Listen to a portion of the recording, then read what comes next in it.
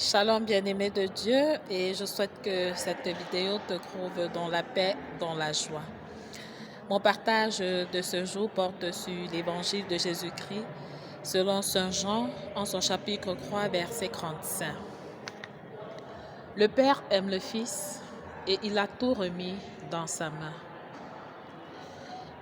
Le Père aime le Fils et il a tout remis dans sa main.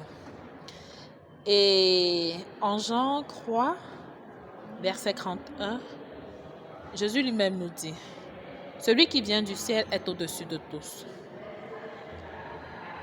Et en Jean 3, 34, « Celui que Dieu a envoyé dit les paroles de Dieu. » Alors, mon frère, ma sœur, nous nous rendons compte que Dieu qui donne tout pouvoir à son Fils qui est Jésus-Christ, présenté par Jean-Baptiste, lorsque Jésus vient se faire baptiser par lui, là nous sommes au chapitre 1, verset 29 du même livre, ce livre de Saint Jean. Jean-Baptiste présente à son auditoire Jésus comme l'agneau de Dieu qui vient enlever le péché du monde. Donc, Jésus, il vient en agneau sacrificiel parce qu'il a obéi à son Père. Et son Père lui donne tout pouvoir.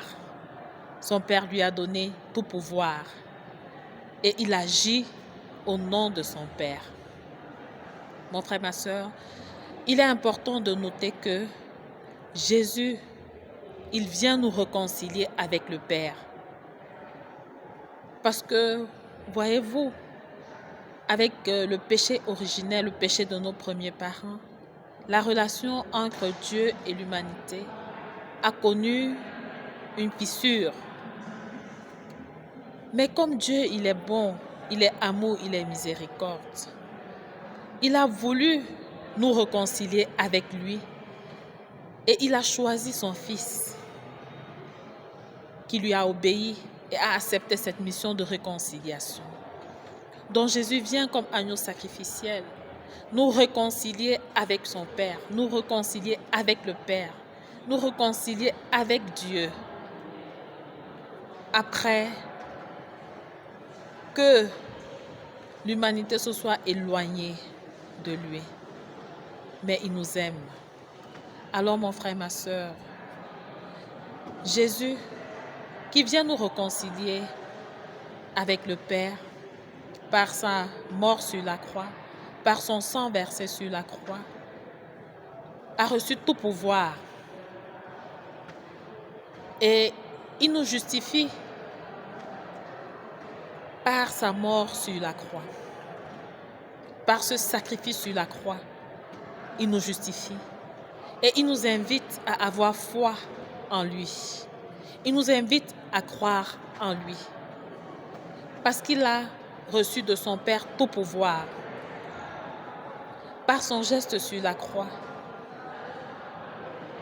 il a effacé la dette qui nous accablait, comme il est dit et précisé en Colossiens 2 au verset 14. Jésus vient effacer la dette qui nous accablait. Il est venu porter le poids de nos péchés pour nous sauver. Mon frère, ma soeur, c'est énorme, c'est grand, le sacrifice de Jésus sur la croix. Et Jésus nous invite à croire en lui pour que nous soyons sauvés. Mon frère, ma soeur, intègre-le. Jésus, par sa mort sur la croix, a effacé la dette qui t'accablait auprès de son Père. Et pour être sauvé, il t'a demandé simplement de croire en lui, de mettre ta foi et ta confiance en lui. Oui, mon frère, ma soeur, à travers ce partage, je viens t'inviter, parce qu'il est dit dans la parole, que celui qui croit en Jésus est déjà sauvé, mais celui qui refuse de croire est condamné. Mais comme le Seigneur ne s'impose pas, Il t'invite à faire cette démarche d'amour. Il t'invite à te souvenir que par son geste sur la croix, il est venu effacer la dette qui t'accablait, la dette de ton péché. Lui, il a porté sur lui.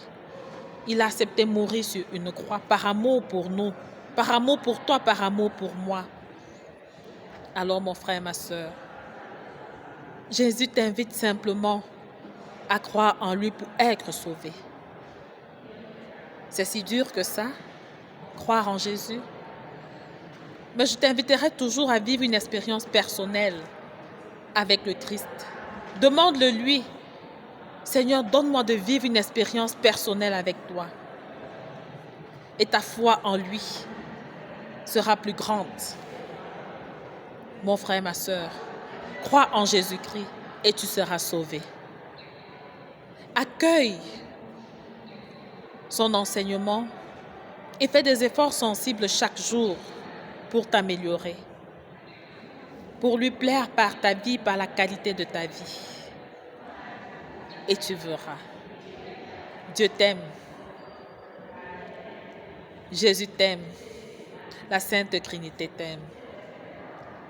Mon frère, ma soeur, croyons en Jésus et nous serons sauvés.